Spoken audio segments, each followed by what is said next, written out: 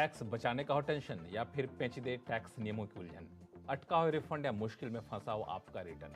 हर मुश्किल सवाल का आसान जवाब है टैक्स गुरु, जहां आप न सिर्फ अपना टैक्स बचाते हैं बल्कि हम टैक्स की उलझनों को सुलझाने के गुर भी आपको सिखाते हैं। नमस्कार, मैं हूं लक्ष्मण राय और आज आपके सवालों का जवाब देने के लिए हमारे साथ हैं जाने माने टैक्स एक्सपर्ट शरद कोहली साहब। सर, आपका स्वागत है CNBC आवाज में। हमने देखा है कि विदेश में रहने वाले भारतीय अपने घर पे परिवार को, माता पिता को पैसे भेजते रहें, लेकिन इन दिनों विदेश में पैसा भेजने का चलन बढ़ता जा रहा है।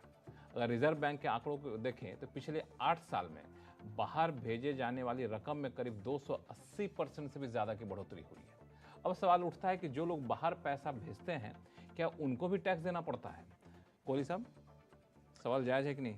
बिल्कुल जायज़ है। और लक्ष्मण, पैसा लिबरलाइज रेमिटेंस स्कीम जो चलती है 2.5 लाख जो 2020 में शुरू की गई थी। जी हाँ, प्रति भारतीय ने स्कीम तो पहले से है, उसकी लिमिट चेंज की गई। प्रति भारतीय प्रति वर्ष आप $2.5 लाख तक एक साल में भेज सकते हो। लोग इसका भरपूर फायदा उठा रहे हैं, पढ़ाई लिखाई के लिए, लोन लेने के लिए, निवेश करने, लोन देने के लिए, निवेश करने के लिए, वगैरह वगैरह। तो देखिए, आप जब पैसा भेजते हैं तो 7 लाख रुपए, लक्ष्मण एक लिमिट नोट कर लीजिए।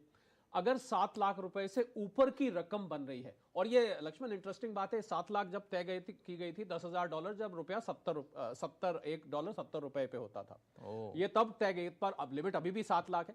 तो अगर 7 लाख से ऊपर आप जाते हैं, इफेक्टिवली लिमिट कम हो गई है। हाँ, इफेक्टिवली देखा जाए तो बिल्कुल कम हो गई है।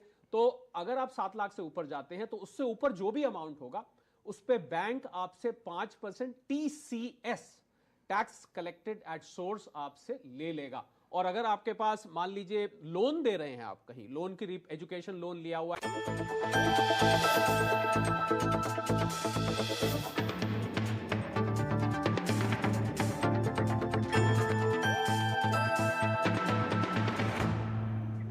टैक्स से जुड़ी हर उलझनों को दूर करने के लिए लेकर हम हाजिर हैं आपका पसंदीदा शो टैक्स गुरु, जहां हम नियमों के दायरे में रहकर टैक्स बचाने के बेहतरीन तरीके आपको बताते हैं। नमस्कार, मैं हूं लक्ष्मण राय और हमारे साथ इस बार होंगी जानी मानी टैक्स एक्सपर्ट गौरी चड्ढा, जो स्टूडियो में है। गौरी, आपका स्वागत हमारे शो में। और गौरी आपको कई सारे टिप्स बताएंगी और अगले आधे घंटे तक हम आपको बताने वाले हैं कि क्या शेयर बाजार से हुए नुकसान को प्रॉपर्टी बेचने से हुए फायदे के साथ कर सकते हैं सेट ऑफ। सुलझाएंगे TCS की गुत्थी, साथ ही बताएंगे इसका रिफंड पाने का तरीका। नील GST रिटर्न भरते वक्त रहे सतर्क, आ सकता है टैक्स का नोटिस। तो इन सारे मुद्दों पर बातचीत करेंगे, लेकिन इन दिनों TCS को लेकर कई सारे सवाल आते हैं। जो कई लोग पेमेंट करते हैं तो वहाँ पे TCS कट जाता है, और ये TCS जो है टैक्स कलेक्टेड एट सोर्स है, क्यों? तो ये जो TCS, पहले समझाया कि TCS आखिर कटता किन किन हालात में है? देखिए, TCS हर केस में नहीं कटता है। कुछ केसेस होते हैं जिसमें TCS कटता है, जिसमें कुछ लिमिट्स भी दी गई हैं। जैसे आपने गाड़ी खरीदी, 10 लाख से ऊपर गाड़ी खरीदी, अल्कोहल पे है, फॉरेन रेमिटेंस पे है, तो ऐसी कुछ चीज़ें हैं। आप कह सकते हैं थोड़ी सी जो हाई वैल्यू ट्रांजैक्शंस, जिनको आप कह सकते हैं थोड़ी सी ज़्यादा अमाउंट की ट्रांजैक्शंस हैं, उनके ऊपर यूजुअली TCS लगता है। तो ये जो TCS लगता है, ये जो सेलर होता है ये कलेक्ट करता है। इसका रेट काफ़ी कम होता है, 1% या कुछ केसेस में 5% भी होता है। तो ये जो TCS है, जो जिससे कलेक्ट किया जाता है, उसके पास अगर पैन है, इसके बावजूद TCS उससे लिया जाएगा? बिल्कुल, TCS तो लिया ही जाएगा। अगर आप उस कैटेगरी में फॉल करते हैं, जैसे आप कोई गाड़ी खरीदने गए, आपने 20 लाख की गाड़ी खरीदी, तो आपका TCS कलेक्ट होगा ही होगा। आपके पास कोई ऑप्शन नहीं है कि TCS कलेक्ट तो ना ये हो। जो TCS कलेक्ट किया गया, तो उसको रिफंड कैसे मिलेगा? रिफंड मिलता है कि नहीं मिलता? बिल्कुल बिल्कुल। जैसे आपका जो TCS आपका कलेक्ट हुआ है, वो आपका 26 CS में रिफ्लेक्ट करेगा। जिस तरह से TDS रिफ्लेक्ट करता है 26 CS में, उसी तरह से TCS भी रिफ्लेक्ट करता है। जैसे सपोज कीजिए आपका 10,000 का TCS कलेक्ट हुआ है, तो वो 26 CS में आ जाएगा। अब जब आप अपनी रिटर्न भरने जाएंगे, तो अगर आपकी कोई टैक्स की लायबिलिटी बनती है, तो वो टैक्स लायबिलिटी आप इस 10,000 से यूटिलाइज कर सकते हैं। और सपोज कीजिए आपकी कोई टैक्स लायबिलिटी नहीं बनती है, तो जब आप अपनी रिटर्न भरेंगे, ये 10,000 रुपए आपको रिफंड आ जाएंगे। रिफंड आ जाए। चूंकि TCS की बात चलिए, तो मैं एक और वर्ड होता है, इससे कंफ्यूजन होता है टैक्स डिपार्टमेंट में, होता है TDS। तो TDS TCS से कैसे अलग है? देखिए, TDS जो होता है, वो जो पेमेंट कर रहा है वो टैक्स काट के पेमेंट करता है, टीसीएस जो पेमेंट ले रहा है यानी कि जो सेलर है वो कलेक्ट करता है। तो ये टीडीएस और टीसीएस में मेन डिफरेंस है। प्लस टीडीएस के जो प्रोविजंस हैं, जो टीडीएस किन किन चीज़ों पे करता है वो काफ़ी अलग हैं, जैसे कोई प्रोफेशनल पेमेंट की है या आपने कोई कॉन्ट्रैक्ट किया है। और टीसीएस मैंने बताया जैसे कि आपने कोई गाड़ी खरीदी है या कोई फॉरेन रेमिटेंस की है या अल्कोहल पे और इन चीज़ों पे लगता है। तो ये टीडीएस और टीसीएस में ये अंतर है, और अगर आपका टीसीएस कट गया है तो आपको रिफंड मिल जाएगा, जैसा ये गौरी ने बताया, चिंता ना करें। नहीं, कुछ हालात में टीसीएस काटना एक ज़रूरी बन जाती है बात। चलिए अब शुरू करते हैं सवाल जवाब का सिलसिला। सबसे पहले चलते हैं हैदराबाद, जहां से रामचंद्र डाचा जी हमारे साथ फोन लाइन पर हैं। नमस्कार, कैसे हैं आप? प्रणाम लक्ष्मण जी और गौरी जी, नमस्कार। Thanks for taking your call. Diwali greetings to you and your entire team. आपको बहुत सारी शुभकामनाएं। It's a very rich content program, Lakshman ji. I love your thank you so program, much. so nice. बताएं क्या सवाल क्या आपके Yes, pass? Sir, sorry, can I ask you the question in English? Because हाँ हाँ, my बिल्कुल English is बिल्कुल not clear. नहीं, बिल्कुल आप इंग्लिश में सवाल पूछ सकते हैं। Yes, आप चाहें तो टूटी फूटी हिंदी Yes, में पूछ sir. सकते हैं, जैसे आप इच्छा। This call is actually on behalf of my dad. Mhm. He's about 90 years old. Mhm. So he sold a flat last month, which he got from his parents okay. in 1998. Mhm. So what we did is we did indexation, and he got a fairly a good amount of gain. Mhm. So my question is, can he invest that money in a fractional real estate, commercial real estate to get some tax break? हम्म। ठीक है, mister, कहने का मतलब ये है कि आपका जो फ्लैट है वो आपने बेच दिया है। वो 1998 में आपको पिताजी से फ्लैट मिला था, और कैलकुलेशन जो उसके हिसाब से ये 17 लाख का कैपिटल गेन उस पर बन रहा है, जो आपका अनुमान है। अब आप जानना चाहते हैं क्या इस पैसे पर टैक्स बचाने के लिए कहीं इन्वेस्ट कर सकते हैं? जी, इन्होंने जो मुझे समझ आया, इन्होंने पूछा कि कमर्शियल प्रॉपर्टी में इन्वेस्ट कर सकते हैं क्या? ठीक है, यही सवाल है ना आपका, कमर्शियल प्रॉपर्टी में आप इन्वेस्ट कर सकते हैं क्या? रामचंद्र जी, कमर्शियल प्रॉपर्टी में आप इन्वेस्टमेंट करना चाहते हैं, राइट? Yes, yes. ठीक है, तो देखिए आपने रेजिडेंशियल फ्लैट बेचा है, रेजिडेंशियल प्रॉपर्टी बेची है, तो आपके पास जो सेक्शन है वो है सेक्शन 54, जो कहता है रेजिडेंशियल प्रॉपर्टी को बेच के आपको अगर टैक्स बचाना है तो आपको कोई रेजिडेंशियल प्रॉपर्टी ही लेनी है। तो आप कमर्शियल प्रॉपर्टी इस सेक्शन में नहीं ले सकते।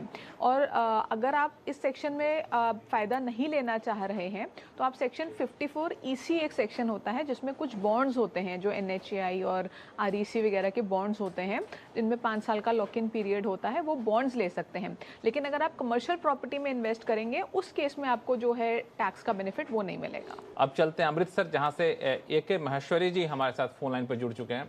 महेश्वरी जी नमस्कार, क्या सवाल है आपके पास? हाँ नमस्कार सर, गौरी मैडम नमस्कार। नमस्कार नमस्कार। हाँ बहुत अच्छा लगता है आपका शो, मैं देखता रहता हूँ यदा कदा, और अच्छी एडवाइस मिलती है। तो अभी क्या मेरे पास जो एक क्वेरी है, मेरा जो पॉइंट है वो ये है, मेरे फादर ने अगस्त में, he is 90 years old, I am also 63 running now, तो 2 करोड़ का एग्रीकल्चर लैंड सेल किया है। अच्छा, तो उसके लिए मेरे पास एक तो टैक्स बचाने के लिए ऑप्शंस क्या हैं, एक बात तो ये पूछनी है। दूसरा मेरा ये है कि अगर वो अमाउंट, क्योंकि ही इज 90 years old, तो वो अगर वो टैक्स फ्री गिफ्ट करना चाहे ऐसा बैंक से ट्रांसफर, तो वो फैमिली में मान लिया मेरे को या मेरे बेटे को, बेटे की वाइफ को या बेटी को, कौन कौन एलिजिबल होगा उसको टैक्स फ्री लेने के, ताकि फर्दर इन्वेस्टमेंट हम बेटर करना चाहता हूँ मैं अपनी, मतलब उनके लिए, पोता पोती के लिए। तो वो मेरा एक रिडल है इसमें, वो कैसे करना है, क्या करना चाहिए, best option to save the tax. ठीक है, लैंड सेल की है एग्रीकल्चर। ठीक है।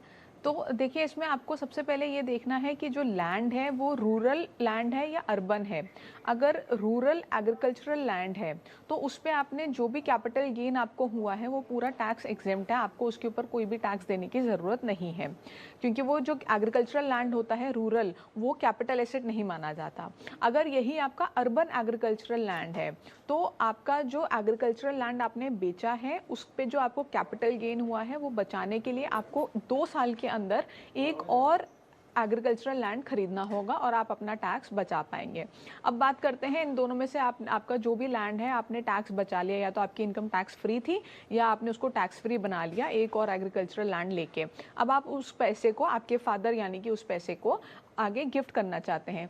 तो इनकम टैक्स एक्ट में एक डेफिनेशन दी गई है रिलेटिव की, जो एक काफी मिनट मैं आपको रोकूंगा कि ये जो इनके फादर ने जो प्रॉपर्टी बेची, एग्रीकल्चर लैंड बेचा, उनके ऊपर कोई टैक्स लायबिलिटी नहीं बनेगी क्योंकि एग्रीकल्चर लैंड है, राइट? अगर रूरल एग्रीकल्चरल लैंड है तो आपको जो भी इनकम होगी उस लैंड को बेच के वो आपकी टैक्स फ्री इनकम होगी, और उसको ये फ्रीली आपके फादर जो हैं फ्रीली आगे गिफ्ट कर सकते हैं आपको या आपके बच्चों को, क्योंकि ये जो आपकी इमीडिएट फैमिली है ज़्यादातर वो आपकी रिलेटिव की डेफिनेशन में आ रही है, जिन जिन लोगों का आपने नाम लिया। तो जो इनकम टैक्स एक्ट में डेफिनेशन दी गई है रिलेटिव की, उसमें क्योंकि ये रिलेटिव्स फॉल करते हैं तो वो फ्रीली इसको दे सकते हैं। To be on the safe side आप गिफ्ट डीड बना के चलिएगा, क्योंकि बड़ा अमाउंट है, और या फिर कोई ईमेल पे या कोई लेटर अपने फादर से ले लीजिएगा जिसमें जिस चेक से उन्होंने ट्रांसफ़र किया है या जो रेफरेंस नंबर है ऑनलाइन ट्रांसफ़र का वो आ रहा हो कि ये पैसा उन्होंने गिफ्ट के तौर पे दिया है, ताकि फ्यूचर में कभी कोई केस आए लगे स्क्रूटनी में या कुछ, तो आप इजीली प्रूफ कर पाएं कि ये आपको गिफ्ट के तौर पे मिला था और इस पे आपको कोई टैक्स देने की ज़रूरत नहीं थी। तो ना तो आपके पिताजी को टैक्स देने की जरूरत है, ना तो उनसे वो पैसा आपको मिलता है, तो ना तो आपको टैक्स देने की जरूरत है। हाँ, उस पैसे को इन्वेस्टमेंट करे, कोई आप अलग से कमाई कर रहे हैं तब आपको उस कमाई पर टैक्स देने की जरूरत पड़ सकती है, लेकिन फिलहाल कोई टैक्स देने की जरूरत नहीं। बिल्कुल खुश हो जाइए, कहीं कोई चिंता मत करिए, आप उसका अपने तरीके से बेहतरीन तरीके से इस्तेमाल करिए। अब चलते हैं गुजरात, जहाँ से जय पटेल साहब हमारे साथ फोन लाइन पर जुड़ चुके हैं। जय पटेल साहब नमस्कार। सर, मेरा क्वेश्चन ये है सर कि मेरा सर शेयर मार्केट में लॉस हुआ है 1,35,000 शॉर्ट टर्म लॉस है, और मेरा 42,000 मैंने जो एग्रीकल्चर लैंड सेल की है तो, और उसमें सर प्रॉफिट हुआ है, तो दोनों सेट ऑफ हो सकता है सर? मगर वो जो एज पर जो इनकम टैक्स में जो उनकी लैंड की डेफिनेशन है उसके अकॉर्डिंगली वो अर्बन लैंड है, तो वो मैंने सेल की है और उसमें 42,000 जैसा मेरा को प्रॉफिट हुआ है, और शेयर बाजार में मेरा 1,35,000 लॉस हुआ है, तो वो दोनों इनकम सेट ऑफ हो सकती है? ठीक है, आजकल बड़े सवाल आ रहे हैं, लोग जमीन बेच रहे हैं और capital gain tax capital gain भी अच्छा खासा बनता है, ये तो शेयर मार्केट में उसको लगाना चाहिए, नुकसान से सेट ऑफ करना चाहिए, पॉसिबल है? तो बिल्कुल देखिए, जो शॉर्ट टर्म कैपिटल लॉस होता है वो तो पहले भी आप जो है सेट ऑफ कर सकते थे। तो जो शॉर्ट टर्म कैपिटल लॉस होता है आपको किसी भी एसेट को बेच के या शेयर मार्केट से, वो सारा आप लॉन्ग टर्म कैपिटल गेन या शॉर्ट टर्म कैपिटल गेन दोनों से सेट ऑफ कर सकते हैं। तो उसमें तो कोई दिक्कत पहले भी नहीं थी, अब भी नहीं है। लेकिन सवाल ये है कि अगर आपको लॉन्ग टर्म कैपिटल लॉस हो जाता है शेयर मार्केट में तो उसको उसको सेट ऑफ कर सकते हैं कि नहीं, तो उसका भी जवाब है कि उसको भी लॉन्ग टर्म कैपिटल लॉस को लॉन्ग टर्म कैपिटल गेन से आप सेट ऑफ कर सकते हैं, जो 2018 से पहले हम नहीं कर सकते थे, क्योंकि उससे पहले long term capital gain tax नहीं था, तो ये डेड लॉस माना जाता था। अब क्योंकि long term capital gain tax भी लगा दिया है इक्विटी के ऊपर, तो जो लॉन्ग टर्म कैपिटल लॉस होता है उसको भी आप सेट ऑफ कर सकते हैं, लेकिन लॉन्ग टर्म को सिर्फ लॉन्ग टर्म से कर सकते हैं, शॉर्ट टर्म से नहीं कर सकते। लेकिन क्योंकि आपने कहा कि आपका शॉर्ट टर्म कैपिटल लॉस है, तो आप इसको फ्रीली सेट ऑफ कीजिए अपने लॉन्ग टर्म कैपिटल गेन जो आपको प्रॉपर्टी से हुआ है, इसमें कोई दिक्कत नहीं आएगी आपको। बिल्कुल, आपको कोई दिक्कत नहीं, आप सेट ऑफ कर सकते हैं और अपना टैक्स भी यहाँ पे बचा सकते हैं। चलिए फिलहाल वक्त है छोटे से ब्रेक का। ब्रेक के बाद बताएंगे कि अगर आप पत्नी को कोई एसेट ट्रांसफर करते हैं तो क्या पत्नी के ऊपर कोई बनेगी टैक्स की देनदारी, बताएंगे छोटे से ब्रेक के बाद।